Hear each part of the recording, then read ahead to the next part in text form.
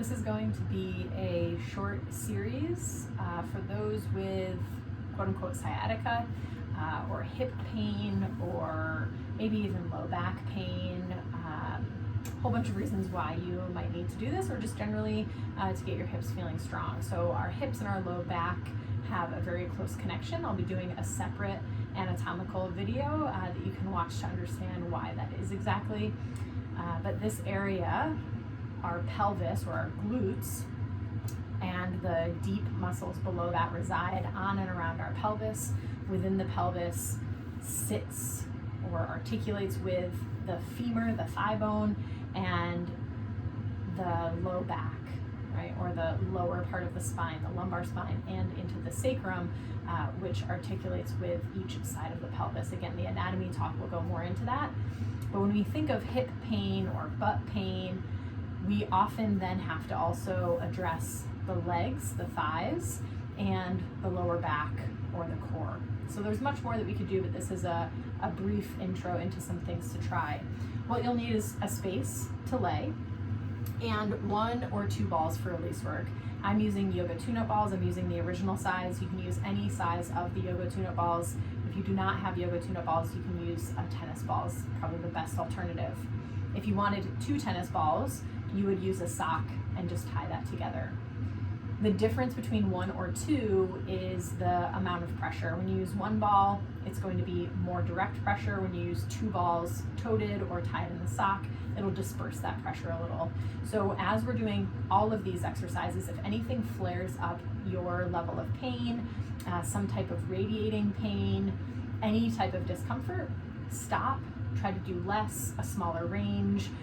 Again, if it's when we're rolling, put 2 balls together. Always try to modify. Listen to your body. A reminder here is it does not need to hurt to work, and often if there is hurt or pain or increase or intense sensation, our body will shut down or guard around that. So try to make this feel as good as you can. I'm gonna just have the 1 ball next to me, have your 1 or 2 balls next to you. Lay on your back, either with your legs bent or with your legs straight. That again may give you some information into how your low back and your hips are connected. When our legs are straight, it does tend to put a little bit more strain on the lower back, or ask a little bit more of some of our muscles to elongate. So check in with how this feels. If legs straight does not work, bend the knees, your choice. And from here, what you're going to try to do is squeeze both of your glutes together and then let it go. And what you should see both on me and feel in yourself is that there's a tucking of the pelvis and then a dropping when you let it go. And do that maybe 5 times. Turn them on, squeeze them, kind of feel this balling up of your glutes, and then let it go. Engage and release. Feel them go flat and maybe even widen out. Now if you can, see if you can just engage the right glute and let it go. When we engage just one glute, our pelvis will rotate. So as I engage my right glute, my pelvis is rotating or turning to the left. And then I let it go, and there's this return to neutral. Try it on the left side or the other side. And again, maybe 3 or 5 of these. And notice, I've done this many times, I can turn mine on slowly and then let it go slowly. I can turn my glute on quick and let it go quick. But for you, decide what you need and notice, can you turn one on without the other turning on, right? So if you engage your left glute really quickly, does that also turn on your right? And this is just information for you. We don't need to judge it. We don't need to say we're good or we're bad. If you'd like, try to alternate now. Can you do right and then left, and then right and then left? And notice, again, that as this rotation is happening, what does this feel like in your back? What does this feel like in your hips? This happens every time we walk. And if there's an asymmetry here, every walk you take, every step you take, you're reinforcing that. So get to know this. Now from here, we've just kind of done that. How does it feel? We've done that pretty cold, right? So now we're gonna see if things change. You're gonna take your 1 ball and place it underneath your 1 buttock. You can certainly do this if you do have two balls and you want to do both at the same time, you can, but that disperses your sort of ability to focus or concentrate. And again, here you can bend one leg and use the bent leg, the non-weight bearing leg. So here I have the ball under my left, and I'm going to slide around my left buttock, my left butt cheek, anywhere from the very middle, the sacrum, out to the edge. And I'm not quite fully turning onto my side. You certainly can. Depending on where you're at, you're going to bump up into your femur out on the outside, your greater trochanter.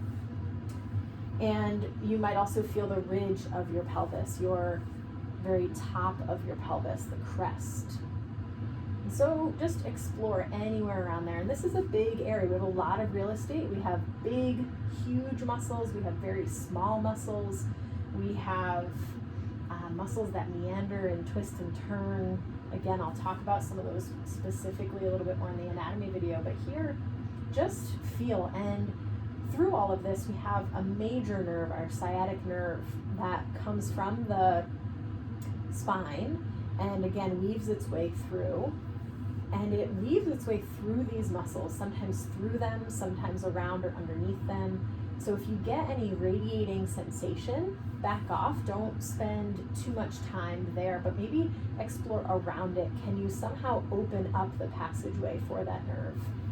For me, I have a lot of more tightness and sensation closer to my sacrum. That might be the case for you, that might not. Depending on how this feels for you, some other things you could do. You could bend both legs and roll this way. You could, if you have a lot of tightness, if this is very intense for you, you could drop your knee out to the side, on the side you're rolling, and squeeze that glute, kind of push into your outside border of your foot and your knee, engage and let go. Do that a couple of times and then see if that changes the sensation. Sometimes that helps to reduce or relieve some of the guarding that's happening. And then when you're ready, maybe we've done about 2 minutes of that, take a moment, take the ball out, feel how you feel from side to side, and then we'll do the other side. If your quote-unquote sciatica or your butt pain, your hip pain is only on one side, I would still encourage you to do both sides. We compensate on the other side when we have pain, and there's all sorts of things that can go into one side giving us discomfort versus the other. So it's always good to do both sides, but if you find that your second side or one side is just meh, you're not finding much, then certainly spend an uneven amount of time on your sides. It's okay, we are asymmetric beings. It is okay to do these things asymmetrically. And again, you're exploring anywhere, you're rolling around. I'm again continuing to do this with my non-rolling side bent. And on this side, I've actually dropped my knee out. You can't see that, I'm flipping up here. I've let my knee be bent and drop out to the side, and I'm rolling this way. So how exactly you fashion or move your leg, and maybe the ball stays in place and you just move your leg in different ways or different directions. Maybe that activation and release felt good. There are many different techniques you can do here, and just sort of let your body guide you, right? Again, I have this one spot down at the bottom of my sacrum, which in the anatomy video we'll talk about how the piriformis comes out here. Ooh-wee, it's a little tight there. You could also do a little tuck and tilt of the pelvis. Now again, I am feeling it there, but I'm not guarding. I'm not kind of jumping off the ball. I'm able to remain relaxed. My breath is able to remain calm. Ensure that for you as well. And then take a moment to release, take the ball out. Feel again, do you feel more symmetric or asymmetric? Feel free to do your sides unevenly as you need to based on this info. And then exactly as we did before, whether your knees were bent or straight, return to squeezing both glutes. Notice if you're stronger, do you have more lift or activation?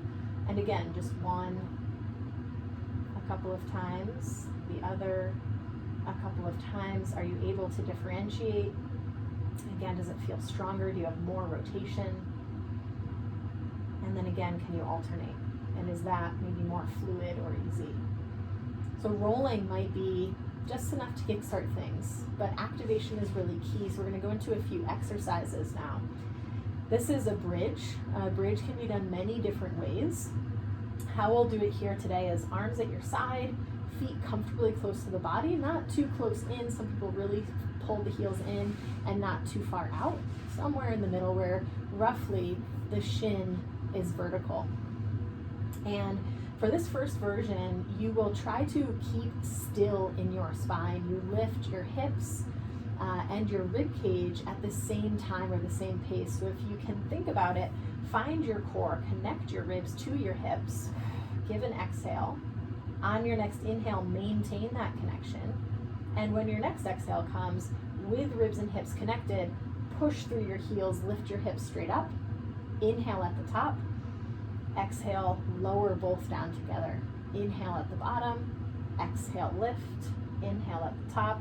Exhale, lower. And so we're trying to remain as flat as we can so that I lift my hips and my rib cage at the same time. I lower them at the same time. You can also use an exhale to lift, an inhale to lower. Inhale, lift, exhale, lower. It doesn't quite matter. Just use your breath. And think about here squeezing both of those glutes like you just did on the ground. Both glutes squeeze, both glutes slowly release. Both glutes squeeze, both glutes slowly release. Maybe you'll do 10 or 12 of those and then rest. Kind of waggle your hips, hug your knees in, do anything that feels good and relieving. And we'll try to do a couple where we articulate the spine, where we try to move the spine, the pelvis, the low back, the rib cage independently. And so again, arms are at your side, feet are comfortably close in. You start with a tuck of the pelvis, which your glutes help a little, but it's some core. Your low back flattens. You continue to flatten your low back and lift your pelvis slowly. Then your low back lifts, your ribs flatten, and then your ribs lift and your shoulders and arms press down. You take a breath at the top and you try to go back the other way. Your rib cage comes down first, your shoulders remain settled, your low back comes down next, and then your pelvis comes down last. You return to neutral with your pelvis flat, a space in your low back and your ribs down. So again, we tuck the pelvis, exhale, roll through the low back, lift the low back, roll through the rib cage, keep the shoulders down, inhale at the top, squeeze both glutes. Exhale, roll the rib cage down, tuck the pelvis, try not to let the pelvis touch until the entire low back touches. So that's a lot of core, a lot of tucking, and then you return to a neutral pelvis with a slight curve in the low back. Once more. Exhale, articulate, roll up, squeeze your glutes, reach your knees forward. Roll down, rib cage, lower back, pelvis. Once again, waggle out, windshield wipers, dropping knees from side to side can be nice here. So that's another way to engage the glutes. So we have bridge with a flat spine, bridge with an articulated spine, and then we're going to come into side lying, and we're going to do one exercise here. You can put a block under your head. I have good shoulder mobility, and this doesn't bother my shoulder, so I use my hand as a pillow, but a block underneath your head might be what you need. Bottom leg remains bent. Top hand on pelvis with top leg straightening. From here, you're going to try to lift your leg and lower your leg. And if you notice when I'm lifting, I'm just barely lifting my foot above my pelvis. It doesn't need to be this big movement because that starts to become low back movement, right? That's no longer hip movement. So the top hand on the pelvis is there to remind your pelvis to be still and only move your thigh. Now a key here to make sure that it is your glute working and some of our supporting glute muscles, our glute max and our glute med, we want to make sure that our heel is reaching backwards as we lift up. There's a tendency here for this muscle on the front, one of our hip flexors, our TFL, to kick in, and as we lift up, the leg gets pulled forward. So if you need to lift lower to keep your heel back, do that. And I'll turn this way so you can see that a little bit more clearly. I'm trying to be as straight as I can, and I'm thinking of my heel going back as I lift up. So it's almost this diagonal line. What I'm trying not to do is as I lift, bring the foot forward, right? That would be a different muscle, and that's very common to have happen. So notice for you, does it feel very hard for your heel to go back? Is it hard for you to do that and keep your pelvis in this neutral position or down? And at this point, we've probably done enough, 10 or 12, maybe 8. You might feel some fatigue here on the side of your hip. If you think of the seam of your leg, you want that to be behind the seam, not in front. If it's in front, that's an indication that your TFL is overworking and overengaged. We'll do the other side. This is, again, another one that can be done very asymmetrically. Notice if your symptomatic side or asymptomatic side is harder to do, you could always do a second set on that. Bottom leg is bent, head is supported, top leg goes long, hand on pelvis, lift and lower. Thinking of the heel slightly going back. It doesn't need to be a big backward action that tends to, again, engage or move the low back. So it's just a little bit backwards. If you were to look down, the key that I give kind of sometimes is if you're looking out or slightly down, you should just barely see your toes in your peripheral vision. If you were to look down, you might even kind of have your toes just barely visible. If you can see your whole foot, you know that it's coming forward, right? So we want to avoid that forward action and instead bring it back. You could also add a hold here, work a little bit of endurance. This is similar to when we stand on a single leg and balance, or even in gait. The endurance that we need of this muscle is really important. And then release. From here, come onto your back. So again, about 10 or 12 there. And we'll finish with a stretch. Figure 4. Cross one ankle over the thigh. And when we do this, we're trying to ensure that the foot has crossed the leg. The foot is not resting on the leg. This would make my ankle do the work. Really allow the whole foot to cross the thigh. And then if you feel this in your knee, encourage your hip to move more by taking your hand and truly gripping your thigh and rotating it outward. Sometimes I just like to do that. It gives me a really good sense of relief. You can stay just like this with the opposite leg down, or if you feel like you kind of want more intensity, you have a little bit more room to go, you can lift the supporting leg up, either just by using your core or taking your hands through. If to take your hands through, you have to sort of tweak your body and your upper half, then use a strap behind your leg. I don't have one in reaching distance, but a strap behind the leg just increases the length of your arm.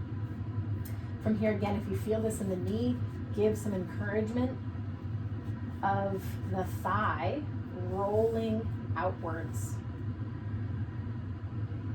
And then when you're ready, switch sides. Again, very common for this, just even range of motion wise, to be different. I'm not symptomatic in my hip. I have had a knee injury, and so this side with my knee injury, my hip is tighter. And so I even have a range of motion difference. So you can either stay like this, again, give that encouragement of the thigh and just be here, or lift the supporting leg up. When you lift the supporting leg up, if you feel your low back tighten, if you feel your low back arch, if you feel, again, your shoulders really change, modify, and you could always have your legs supported on something. You can do this near a couch, or even with your foot on a wall. And then you can always adjust where that is. So you no longer have to hold the weight of your leg, but you can use something externally. And again, you're encouraging the thigh to roll out, to take off any pressure from the knee, and the whole ankle, or let's say the whole foot, has crossed over, so the ankle is resting on the thigh. Easy breathing, and release out. Maybe 30 seconds to a minute hold there. As they spin around, you'll come back onto your back with your legs straight or your legs bent, and just as we did to start, squeeze both glutes.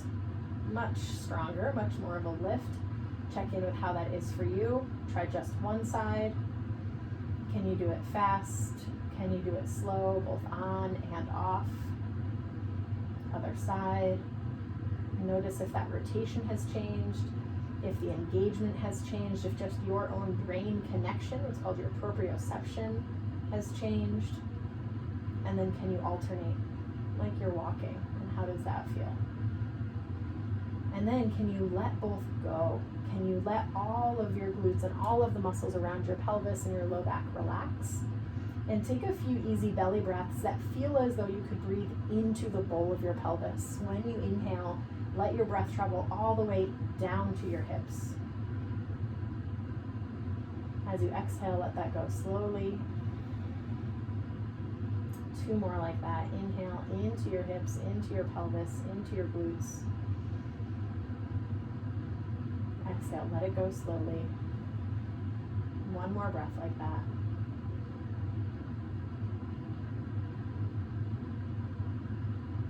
You can rest here for as long as you'd like, or slowly come to your side and press your way up without tensing around your hips, and check in with how you feel as you stand up. That is hopefully some good work for your quote-unquote sciatica, or for balancing out the muscles that might be tensing to kind of restrain or restrict your sciatic nerve.